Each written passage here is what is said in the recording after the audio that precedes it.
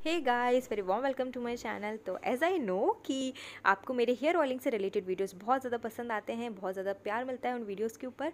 तो ऐसा ही मैं एक हेयर केयर से रिलेटेड वीडियो आपके साथ शेयर कर रही हूँ, जिसमें मैंने हेयर केयर रूटीन आपके साथ शेयर किया है नाइट वाला। आप आई होप कि आप उस वीडियो को एंजॉय करें।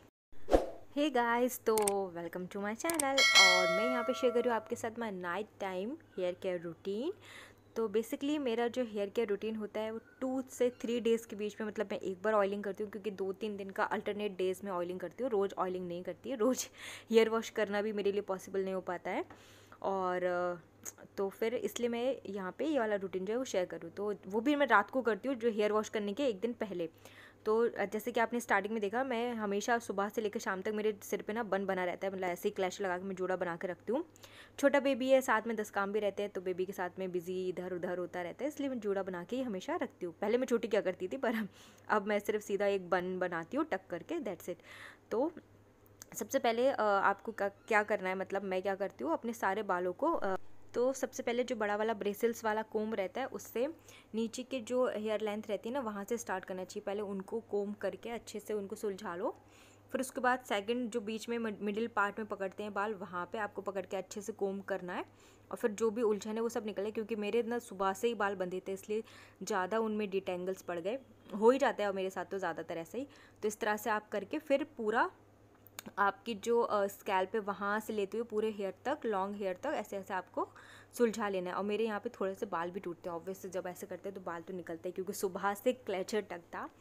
तो बस इसके बाद मैंने दूसरी साइड से भी जो सेम प्रोसेस है वही आपको करनी है।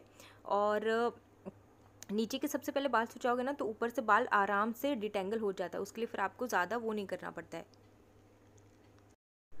और देखो आराम से फिर ऊपर की तरफ से आप बाल पकड़ के टेंगल्स को रिमूव करोगे ना, तो आराम से हो जाते हैं। इसके बाद स्कैल्प में भी अच्छे से कोम्बिंग करते हुए आपको पूरे बालों को सुलझा लेना है। और मैं क्या करती हूँ, ज़्यादातर मेरे बाल ना, जैसे कि संडे, वेडनेसडे, फ्राइडे ऐसे मैं हेयर वॉश करती हूँ, 2 दिन 3 दिन। और जिस हिसाब से मुझे जैसे यूट्यूब का कोई वीडियो शूट करना है, तो उसके अकॉर्डिंग मतलब क्या रहेगा। वैसे तो ज़्यादा आप लोग हेयर ऑयलिंग के वीडियोस पसंद करते हैं, और ज़्यादा सच्ची बताऊँ तो और ज़्यादा वीडियोस, सॉरी, जो वीडियोस करती हूँ उस पर इतने ज़्यादा व्यूज़ नहीं आते। ऑनेस्ट बात है, आप लोग खुद ही देखते हो। तो आप लोग को ये पसंद है हेयर ऑयलिंग वाले, तो मैं ज़्यादातर आपके साथ हेयर ऑयलिंग की वीडियो ही शेयर करती हूँ। मतलब आप रिक्वेस्ट तो आप लोगों की ही होती है ना, तो दैट्स वाई।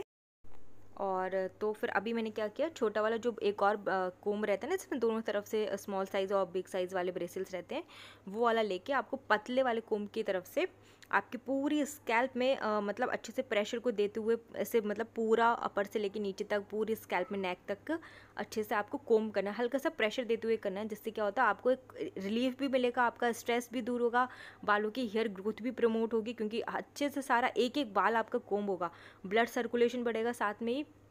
और आपके बालों में हल्के हल्के से जब आप प्रेशर देते हो ना, तो हल्का हल्का सा मसाज होता है, तो आपको बहुत अच्छा लगता है। तो मैं हल्का हल्का सा प्रेशर देते हुए पूरे रूट में, मतलब जो मेन बालों की जड़ है, जिससे बालों की आपकी ग्रोथ व्रोथ सब इम्प्रूव होता है, तो वहाँ पे आपको अच्छे से बालों में बहुत अच्छे से आपको वो करना है, प्रेशर देते हुए कोम्बिंग करनी है, लाइक दिस, जैसे आप देख रहे हो ना उसी तरीके से।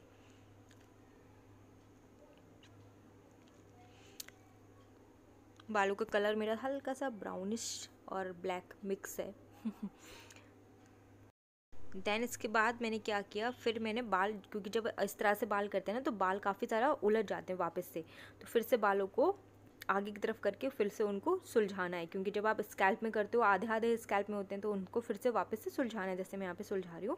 थोड़ा बहुत हेयर फॉल निकलेगा, क्योंकि पुराना बाल टूटता है तभी नया बाल आता है, तो दिन भर के 100-80 बाल टूटना कॉमन रहता है और नेचुरल है, कोई वो नहीं है कि भाई इतना क्यों बाल। और जिसके नहीं भी इतने बाल करते, वो तो और भी अच्छी बात है भैया कि आपके हेयर फॉल इतना नहीं हो रहा है। तो मेरा तो अभी बेबी भी छोटा है, तो इसलिए भी मेरा थोड़ा हेयर फॉल होता है, पर ये कि ठीक है, टच वुड। तो इतना बाल मेरे निकल आया। देन इसके बाद आपको फिंगर की हेल्प से आपको पहले तो ड्राई मसाज देनी है, मतलब सिर्फ और सिर्फ ड्राई स्कैल्प में सूखी सूखी मसाज देनी है। ऑयलिंग हम लोग बाद में करेंगे, पहले हल्का हल्का सा नेल्स से, और जो फिंगर टिप होती है, नेल्स से आपको ज़्यादा स्क्रैच नहीं करना है आपकी स्कैल्प पे, सिर्फ और सिर्फ जो फिंगर टिप होती है, जैसे हम लोग ऑयलिंग करते हैं उस तरीके से सिर्फ आपको अपने बालों को वो करना है, मसाज देना है। बालों को जितना ज़्यादा आप बेंड करोगे, जितना ज़्यादा आप झुकोगे ना, उतना ज़्यादा आपके बालों में ब्लड सर्कुलेशन बढ़ेगा और आपके बालों की ग्रोथ भी अच्छी होगी, नए बाल भी आएंगे। बाल्डनेस है, अगर आपको अर्ली एज में बाल ग्रे हो रहे हैं, आपके बहुत डिफरेंट टाइप्स के जो हेयर से रिलेटेड प्रॉब्लम्स हो रही हैं, हेयर ग्रोथ रुका हुआ है, तो उन सब चीज़ों में बहुत ज़्यादा हेल्प मिलती है। क्योंकि हम लोग प्रॉपर हमेशा स्ट्रेट रहते हैं तो आपके बालों तक जो है ब्लड अच्छे से नहीं पहुंच पाता, और जब हम लोग अपने बालों को ऐसे बैंड करते हैं तो जो ब्लड सर्कुलेशन है वो काफ़ी अच्छे से पहुंचता है। आप ये वाली प्रोसेस उनको और भी ज़्यादा बैंड हो सकते हैं, क्योंकि अगर मैं और ज़्यादा दिखूँगी तो फिर मैं कैमरे में दिखूँगी ही नहीं। और आप चाहें तो इसको लेटने से पहले, सोने से पहले भी अपने बालों को पूरा नीचे की तरफ झुका के भी अच्छे से मसाज कर सकते हैं, जिससे ब्लड सर्कुलेशन अच्छा होगा आपके बालों का। देन इसके बाद फिर से एक बार और मैंने अपने बालों को सुलझा लिया, क्योंकि जब हमने नीचे किए बाल इस तरीके से तो बाल थोड़े से वैसे भी उलझ जाता है हल्का सा, क्योंकि इसके बाद हमें करनी है ऑयलिंग। और बस मैंने हल्का हल्का सा टेंगल्स को रिमूव कर लिया, क्योंकि पहले तो 2 से 3 बार बाल वैसे भी सुलझ चुका है। और ये ना जो इंडियन ट्रेडिशन के हिसाब से पहले इस तरीके से ही बाल सुखाया जाए, जब ड्रायर वगैरह नहीं होता। तो अब मुझे याद है जब मैं छोटी थी तो मेरी नानी ने मेरे बालों की केयर की, तो उस टाइम पे मेरी नानी वो जो टॉवल रहता है ना उससे ही बालों को ऐसे ऐसे जोर जोर से वो करती थी, क्या बोलते हैं उसको, स्क्रैच करती थी समथिंग, मतलब नीचे की तरफ करके। मैंने बहुत सारे लोगों को देखा है करते हुए, पर अब तो मैं ऐसा नहीं करती, उससे मेरी गर्दन भी नीचे आ जाए। पर मेरी नानी मेरे बालों में ऐसा क्या करती थी। जो ऑयल है उसके प्रिपेयर करने के लिए मैंने यहाँ पे पैराशूट का जो एलोवेरा वाला ऑयल आता है ना वो लिया। उसके बाद मैंने यहाँ पे लिया है जस्ट हर्ब का जो मिक्स्ड एक ऑयल है, वो आजकल मुझे बहुत ज़्यादा पसंद आ रहा है वो वाला ऑयल। देन इसके बाद मैंने एक होम्योपैथिक यहाँ पे ऑयल लिया जबरंडी करके, इसका एक फुल रिव्यू, डिटेलिंग रिव्यू आपके साथ बाद में शेयर करूँगी। तो इन सारे ऑयल को मिक्स करके इसको हल्का सा लिप वार्म करने के बाद मैंने यहाँ पे कॉटन बॉल को लेके पूरी जो मेरे स्कैल्प में रूट में अच्छे से एकदम पार्टीशन कर करके मैंने पूरे बालों में कॉटन को ले लेके अच्छे से टैप टैप टैप टैप करके फुल्ली मतलब बालों में अच्छे से लगा लिया। और सच बताऊँ तो जो मेरे बड़े बाल है वो मेरी नानी की देन है, मतलब ऐसा बोल सकते हो आप कि मेरे फैमिली में भी मतलब देखा जाए तो सबके ही बड़े बाल हैं। और लेकिन एक रहता भी है ना कि बड़े बाल अगर हैं तो आपको केयर करनी भी पड़ती है, तो वो भी इम्पॉर्टेंट रहता है। दूसरा डाइट रहती है, वो भी इम्पॉर्टेंट रहती है। सिर्फ अगर आप ऑयल और शैम्पू यूज़ कर रहे हो, मे बी आपको शैम्पू और ऑयल है वो सूट ना कर रहा हो, तो वो बहुत सारी चीज़ें मैटर करती है ना। मतलब ऐसा तो नहीं है कि मैंने बता दिया कि आपको ये वाला ऑयल लगा लो आपके बाल बड़े हो जाएंगे। आप डिपेंड करता है आप स्ट्रेस कितना लेते हो, स्लीपिंग कितना लेते हो, आपका जंक फूड कितना ज़्यादा है, बहुत सारी चीज़ें मैटर करती हैं आपकी, चाहे स्किन से रिलेटेड हो या फिर आपकी हेयर से रिलेटेड हो। तो ये भी बहुत ज़्यादा इंपॉर्टेंट रहता है कि आप इनटेक क्या कर रहे हो और एक्सटर्नल चीज़ें क्या क्या चीज़ें यूज़ करो, डिपेंड ऑन मतलब आजकल की लाइफस्टाइल यू नो गाइस, तो उसके हिसाब से।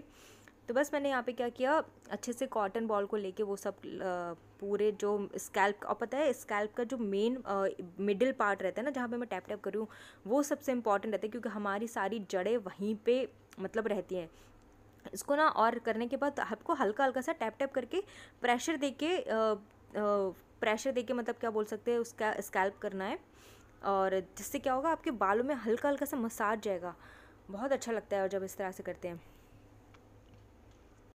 तो बस स्पेशली जब आप बालों में मसाज करते हैं तो आपको हल्की हल्की सी नींद आने लगती है, और ख़ास करके तब जब आपके बालों में मसाज कोई और कर रहा है, तब तो आ हा हा बढ़िया से स्लीपिंग मतलब अच्छे से एकदम पैम्पर हो जाते हैं। तो बस यही है। और सच में मेरे बाल जो है वो मुझे काफ़ी मतलब बचपन से ही, मेरे चाइल्डहुड से बड़े बाल हैं, और उसका क्रेडिट मेरी नानी को जाता है, क्योंकि मेरी जो सब कुछ मेरा केयर वेयर सब मेरी नानी ने की। मेरा मैं रही हुई, अब मैं रानी के साथ ही रही हूँ अपने बचपन से ही, तो उन्होंने ही मेरे बालों की केयर की। इवन मैं शायद 8 9 10 साल की ऐसी थी, तब भी मुझे याद है स्कूल में जो एनुअल फंक्शन हुआ करते ना, उसमें मुझे मेन कैरेक्टर मिलता था, जैसे कभी कुछ फेयरी बनने का है या फिर सरस्वती बनने का, तो ये सब फ़ोटोज़ भी मेरे पास हैं। तो मैंने वही क्योंकि उस टाइम पे बड़े बाल हुआ करते थे, तो यही मेन कैरेक्टर मुझे मिलते थे करने के लिए। तो मेरे बड़े बाल शुरू से ही रहे हैं बस। और बस आपको क्या करना है, हल्के हल्के से जब आप ऑयलिंग करते हो तो आपको टैप टैप टैप टैप करके फिंगर की हेल्प से मसाज करनी है। आप इसको ना जब आप मसाज करो अपने बालों में, तो आप थोड़ा सा नीचे की तरफ बैंड होके करो, तो उससे और भी ज़्यादा असर करेगा आपके बालों में, और गुनगुने तेल से करोगे तो और भी अच्छा लगेगा। अभी मैं हल्का से यहाँ पे बैंड होके फिर से अपने बालों में मसाज करूँगी। आप भले ही अपनी जो लेंथ है हेयर लेंथ उसमें ना भी लगाओ तो भी चल जाएगा, बट आपकी स्कैल्प में यानी कि आपके रूट में बहुत इंपॉर्टेंट है ऑयलिंग करना। मैं यहाँ पे वीडियो को थोड़ा सा फास्ट फॉरवर्ड कर दे रही हूँ। देन जब अच्छे से आपकी हेयर ऑयलिंग की मसाज हो जाए तो उसके बाद हेयर वॉश करने की जो प्रोसेस रहती है वो भी इम्पॉर्टेंट रहती है कि आप किस तरह से हेयर वॉश करते हो, कि आपके स्कैल्प में कुछ जो शैम्पू वगैरह है वो ना रह जाए या कुछ भी, क्योंकि बालों को क्लीन कर, अगर आप बड़े बाल चाहते हो तो आपको केयर तो बहुत इंपॉर्टेंट है, आपको करनी ही होती है। तो जब ये सब मतलब उस ऑयलिंग मसाज वगैरह हो गया, देन उसके बाद फिर से मैंने अपने बालों को सुलझाया, क्योंकि ऑयलिंग करते वक्त तो बाल वैसे भी उलझ जाते हैं। देन इसके बाद मैंने एक बनाई छोटी ब्रेड और that's it, ready to sleep. और हाँ, मैं एक चीज़ और करूँगी, क्योंकि अभी तो मैं अपना फेस वॉश भी करूँगी, क्योंकि फोर हेड पर काफ़ी सारा ऑयल आ जाता है। देन सोते वक्त जो है मैं अपने पिलो पे एक कॉटन का जो कपड़ा रहता है ना, दुपट्टा समथिंग कुछ भी, वो लगाऊंगी, क्योंकि इससे क्या होगा, जो भी एक्सेस ऑयल है ना वो सारा का सारा दुपट्टे पे या किसी और चीज़ पे आएगा, जो पिलो वगैरह रहेगा वो मतलब गंदा नहीं होगा उससे। तो मैं क्या है ऐसा बना के रखती हूँ, मैं भी और मेरे हस्बैंड का भी एक सेपरेट अलग से बना के रखा है कि जब ऑयलिंग करते हैं तो इस तरह से दूसरा जो कपड़ा है वो यूज़ कर लेते हैं। तो आई होप कि आपको ये वीडियो जो है वो अच्छा लगा होगा, और अच्छा लगा तो लाइक शेयर सब्सक्राइब और इंस्टाग्राम पे फॉलो कर लेना, and mamma and me channel को भी सब्सक्राइब कर लेना।